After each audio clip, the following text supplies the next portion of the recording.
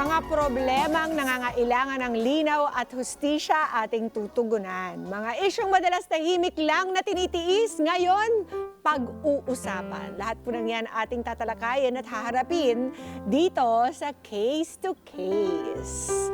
At para bigyang kasagutan ng mga legal concerns sa ating mga mga kasama po natin muli ang isang eksperto sa batas. Attorney Chelsea Arizal Liao is back! Good morning po!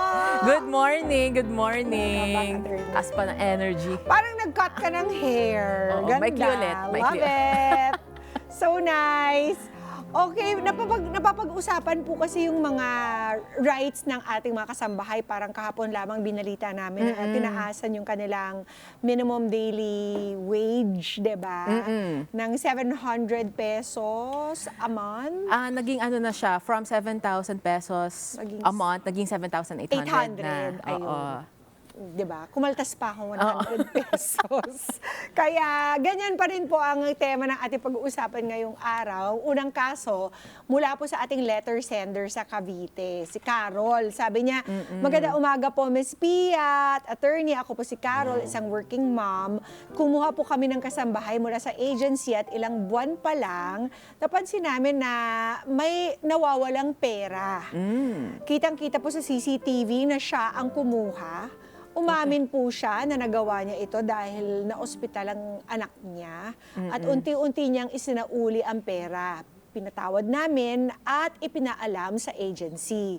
Pero kinabukasan, nawala naman ang halos 20,000 pesos at mga alahas ko. Bigla na rin po siyang naglaho. Pagpunta namin sa agency, sinabi nila na hindi na nila makontak ang kasambahay. Attorney, sa ganitong sitwasyon, ano po ba ang pananagutan ng kasambahay at pati na rin ng agency? At ano ba ang mga legal na hakbang na dapat niyang gawin? So, pag yung ganyan kasi, yung mga nakaw-nakaw, ang talagang direct na liable dito ay kung sino yung offender.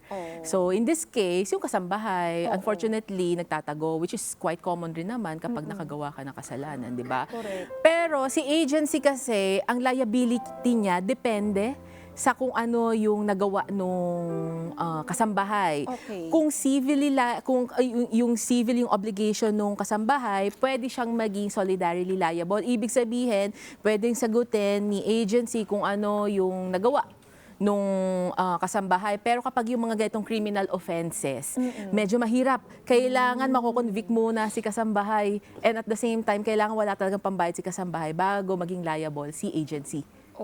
So yun siya, medyo madugong proseso. Exception lang kung merong nakalagay dun sa kontrata ng pinirmahan ng employer at saka agency na, pag nagdakaw tong si yung inassign yung kasambahay, magiging liable kayo dun sa mga losses. Kung may ganon, then that's good. Pero otherwise, ayun ang mag-a-apply kung ano yung kaninang minention ko. Pero kung civil, paano po yun? Kunwari, quasi deli. Kunwari, nakabangga.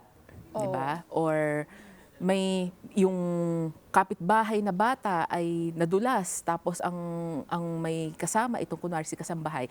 Ano lang, hypothetical lang, okay? Tapos na-hospitalize. Tapos ang may kasalanan somehow, although hindi criminally na ang may kasalanan si kasambahay, pero nagkaroon ng expenses. So ngayon, to si kapitbahay nanghihingi ng damages.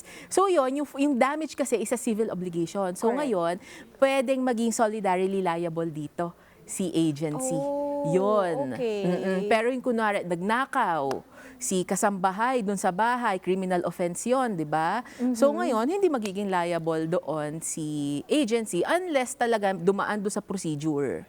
Correct. Oo. So, ito pong kasambahay na tumakas, bitbit ang pera at mga alahas. Ano pong kaso ang pwedeng isampa sa kanya? Kasi may fiduciary relationship, di ba? Pinagkakatiwalaan itong kasambahay na to na, uy, ikaw bahala dito sa upkeep ng bahay natin. So, pwedeng qualified theft ang ikakaso sa kanya. Pero if mahihirapang i-prove yung fiduciary relationship, di ba? Minsan ang fina-file is theft alone lang. Yun. Ano po yung fiduciary relationship? May trust May trust kang binigay dito sa tao na to. Okay. And that goes without saying, there's no contract needed for this. Yes. Oo. Pero better kung may kontrata, di ba? Para may evidence ka to prove such. Oh. Another example of fiduciary relationship, kunwari sa bangko, teller ka, di ba? Ikaw yung inatasan ng bangko, ikaw ang bahala dito sa kaha na to, ah. So may trust na binigay doon sa tao. Okay. Ayun siya.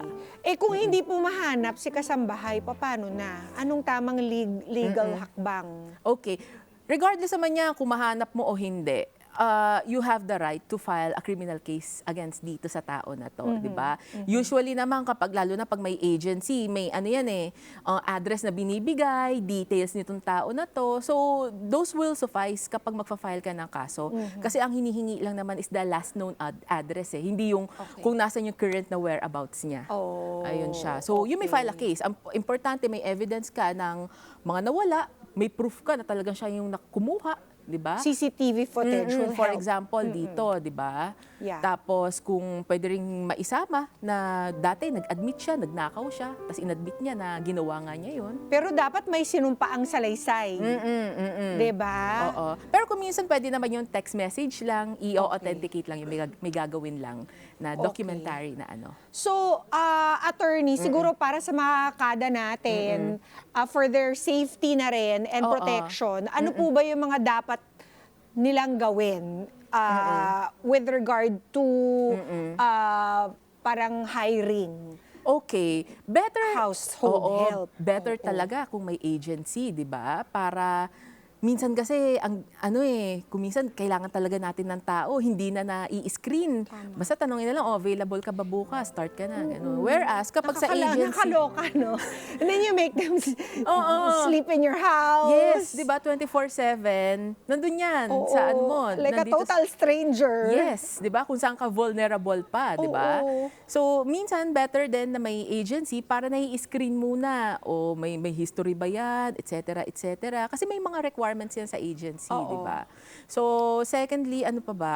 Better kung meron ding employment contract. And at the same time nakalagay yan sa sa kasambahay law na dapat meron kayong kontrata, employment contract, para nakalagay doon ano ba yung mga supposed obligations itong tao na 'to, 'di ba? Yung mga ganung bagay. Para malinaw, ang agreement between the employer and the employee. Yes. 'Di ba?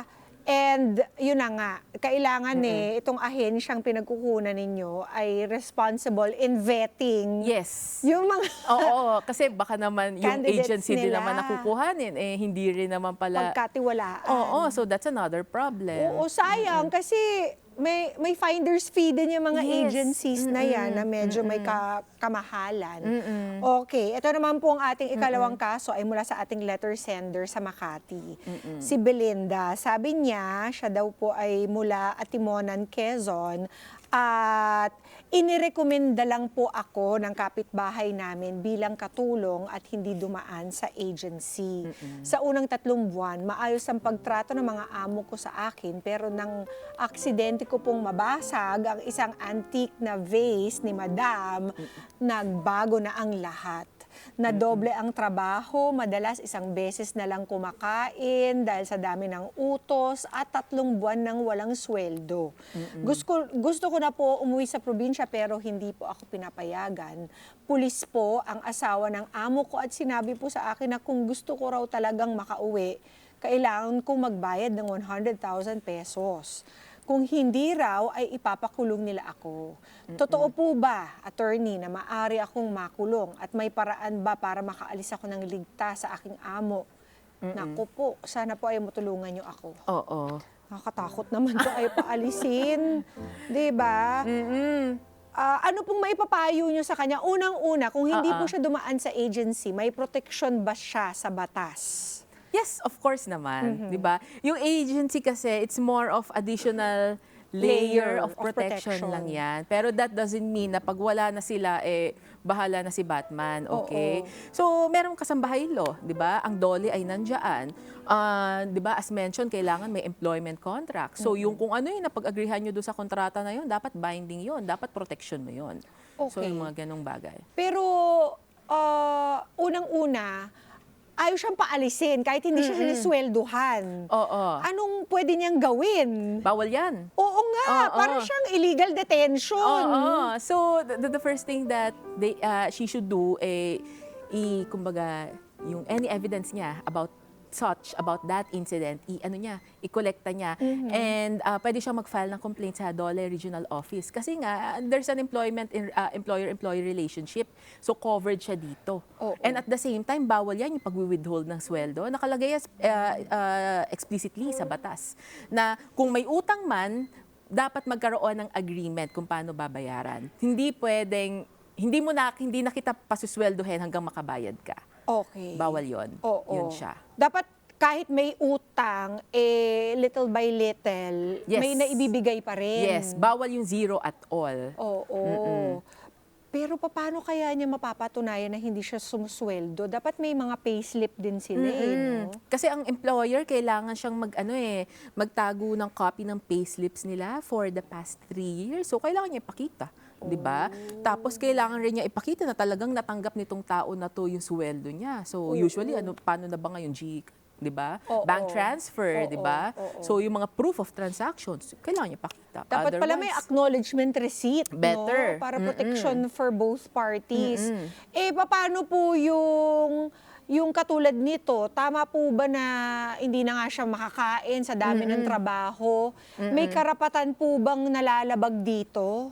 Although kailangan nating i-qualify yun, technically, kailangan si employer magbigay ng pagkain 3 times a day. Okay. Di ba? Pero in this case kasi, hindi natin alam kung nagbigay ba, hindi lang niya nakain dahil ang daming trabaho. Correct. Or Oo. talagang wala at all. Oo. Yun. So kung wala at all, liable si employer.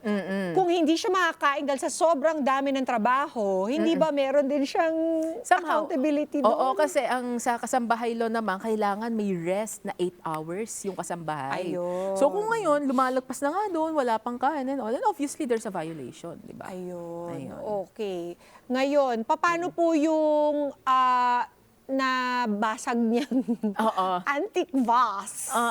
So doon na papasok na kailangan magkaroon ng agreement. O, paano mo babayaran? 100,000? Saan nang galing yung 100,000? Ay nga lang, kailangan nga lang din i-substantiate ni employer. Talaga bang yun ang value, di ba? Oo. So, antique ba talaga yan? O mukha lang antique? Correct. Di ba? Baka kailangan lang ng linis, di ba? O ganun nga, di ba? So, kailangan i-spread out. Kailangan magkaroon ng payment terms. Basta hindi pwedeng zero at all. Oo. Ano po ang pinaka-ma-advise ninyo kay Belinda ngayong tinatakot pa siya dahil ang asawa ng amo ay pulis? How does she get herself out of this quandary? Oo. Ay, hopefully, sana meron siyang at least 1 day of rest. Kasi marami ng violation si employer, di ba? Pero required din na may at least 1 day of rest per week. Correct. Gawin niya, pumunta siya ng either, obviously hindi police, di ba? Kasi nga police yung asawa. Better siguro sa PAW. Punta siya sa PAW to seek legal advice, di ba? Or punta siya sa barangay, mag-seek siya ng help. Tama. Para matulungan siya, ma-assist siya kung paano yung mga next steps na gagawin. Tama. Diba? Or kung may cellphone siya, humingi siya ng tulong mula sa mga kaibigan niya na Yes. mag-report sa barangay. Yes, oo. Grabe, parang illegal detention with grave threat. Hopefully, ito lang talaga ang kasalanan ni employer, Hindi pa natin alam kasi hindi natin pa Oo, kasi na-interview si meron pa siyang pananakot di ba? Na ipapakulong dahil pulis ang asawa ng amo. Pwede rin niya pumasok doon. Sa grave threat? Pwede rin yun. Paano po niya mapapatunayan lahat ng mga paratang na ito? Anong klase mga ebidensya ang kinakailangan niya? Usually kasi kapag grave threat, yung testimony mo mismo Okay na yon. Yes. Hindi na kailangan i-video. I-video mo! Bakit ba hindi? Well, Baka lalong magalit. Kasi minsan madaling sabihin na, ganito ang gawin mo. Pero kapag nandun ka Nasa sa sitwasyon ka height na, of the nangangatog moment, ka na. oo, di ba? So minsan ang Yikes. panghahawakan mo lang is yung memory na meron ka. Yun Oo. yun. In grave threat naman, pwede naman yung testimony mo. Yon. Usually, ang ginagawa doon, it's either you seek help from the police para kuhanan ka ng testimony or punta ka sa PAW to assist, para i-assist ka doon sa pagpa-file ng kaso. Yun yun. Nakakaawa naman to si Belinda. Kaya attorney, please pakiabisuhan din ang ating mga kasambahay na meron din silang kailangan mga prerequisites sa kanilang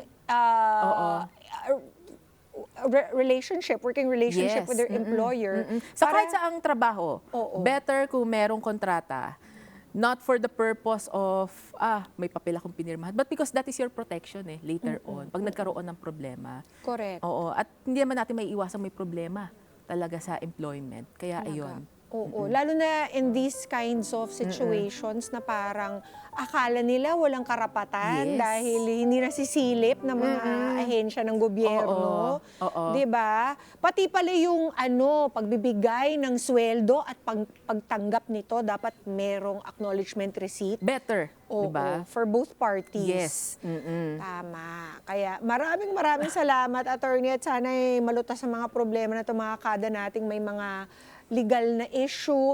At para sa mga iba pang nais magpakonsulta, please remind them again, attorney, kung paano po kayong makontak. Okay, so please visit our website. It's carizalaw.com or to our Facebook page, Carizalaw. Yan. Diba? Yan ang kasangga ninyo, si Attorney Chelsea. Maraming salamat po. At mga kada, ang ugnayan ng amo at kasambahay ay dapat nakabatay sa respeto, dignidad at kaalaman sa batas dahil ang kaalaman ay hindi lang po kapangyarihan, ito ay proteksyon. Hanggang sa susunod na kaso dito po sa Case to Case. Let's get together. Sunday 25. Sunday 25.